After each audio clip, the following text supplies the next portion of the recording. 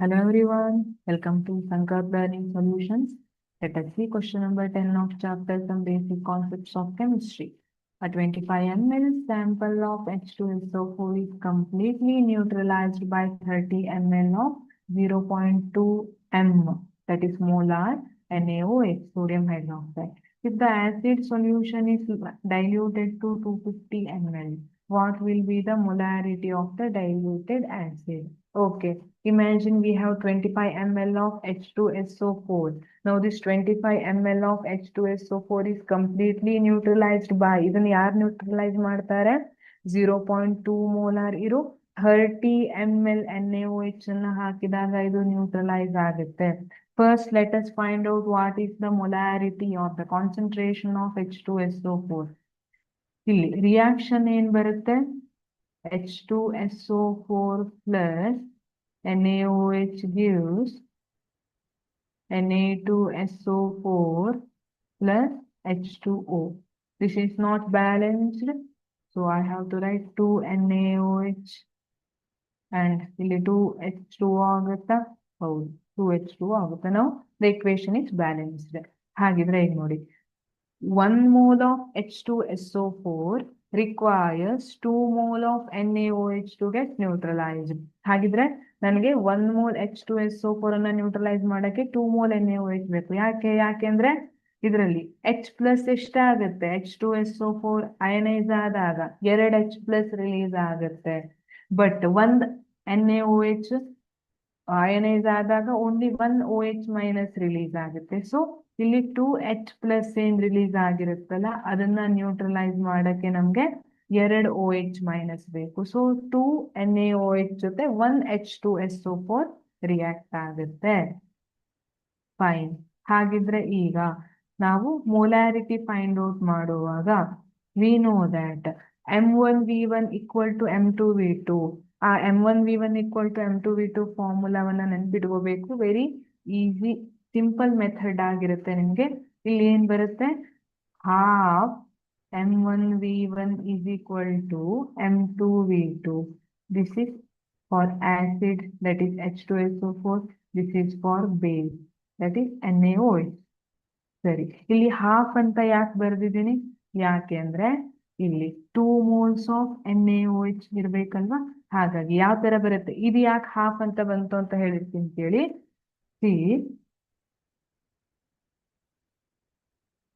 Base mole is equal to ಅಥವಾ base mole by 2 is equal to acid mole, ಅಥವಾ acid mole is equal to base mole by 2. ಅಂದ್ರೆ 1 mole acid ಇದ್ರೆ base mole ಎಷ್ಟಿರುತ್ತೆ? ಇಲ್ಲಿ 1/2. ಅಂದ್ರೆ ಈಗ ನಮ್ಗೆ H2SO4 ಏನಿದೆ, ಬೇಸ್ ಮೋಲ್ ಏನಿದೆ? 2 ಮೋಲ್ ಇದೆ ಅಂತ ಇಟ್ಕೊಳ್ಳಿ. 2 ಮೋಲ್ ಆಫ್ NaOH ಇದೆ. ಡಿವೈಡೆಡ್ ಬೈ 2 ಮಾಡಿದ್ರೆ ನಮ್ಗೆ ಆಸಿಡ್ ಮೋಲ್ ಎಷ್ಟು ಸಿಕ್ತು? 1 ಸಿಕ್ತು. ಹೌದಾ ಇಲ್ವಾ? 2 mole of NaOH reacting with 1 mole of H2SO4. So ನಾವು ಈ ತರ ಬರಿತೀವಿ. ಓಕೆ. ಹಾಗಿದ್ರೆ ಈಗ we know that mole, number of moles is equal to M into V. Mole ಅಂದ್ರೆ ಏನು? M into V ಅಂತ ಬರಿತೀವಿ ನಾವು ಅಲ್ವಾ?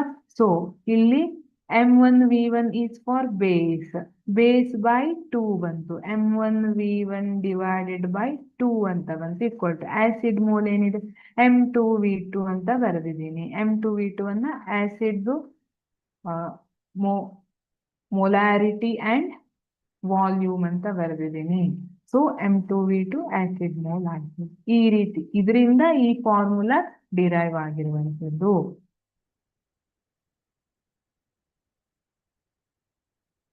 ಈ ತರ ಸ್ಟೋಕ್ಯೋಮೆಟ್ರಿಕ್ ರೇಷಿಯೋ 1:1 ಇಲ್ಲದೆ ಬೇರೆ ಇದ್ದಾಗ ಯಾವಾಗಲೂ ಈ ರೀತಿಯಾಗಿ M1V1 ಫಾರ್ಮುಲಾದಲ್ಲಿ ಅದು ಎಷ್ಟನ್ನ ಬರ್ಕೋಬೇಕು, ಡಿವೈಡೆಡ್ ಬೈ ಮಾಡೋದು, ಮಲ್ಟಿಪ್ಲೈ ಮಾಡೋದು ಎಷ್ಟು ಅಂತ ಅದನ್ನ ಮಾಡ್ಕೊಂಡು A1 M1V1 equal to A2 M2V2 ಆ ಫಾರ್ಮುಲಾ ಹಾಕಿ ಮಾಡ್ಕೋಬೇಕು. ಸರಿ, ಹಾಗಿದ್ರೆ ಈಗ ಹಾಫ್ ಬೇಸ್ ಮೊಲಾರಿಟಿ ಎಷ್ಟು ಕೊಟ್ಟಿದ್ದಾರೆ? 0.2 ಮೋಲಾರ್ ಇಂಟು ವಾಲ್ಯೂಮ್ ಎಷ್ಟಿದೆ? 30 ml ಈಕ್ವಲ್ ಟು M2 ಗೊತ್ತಿಲ್ಲ, we have to find out molarity of acid. V2 ಎಷ್ಟು ಕೊಟ್ಟಿದ್ದಾರೆ ಆಸಿಡ್ದು? 25 ml ಅಂತ ಕೊಟ್ಟಿದ್ದಾರೆ. therefore M2 is equal to ಏನಾಗುತ್ತೆ? 0.2 ಇಂಟು 30 ಡಿವೈಡೆಡ್ ಬೈ 25 ಇಂಟು 2.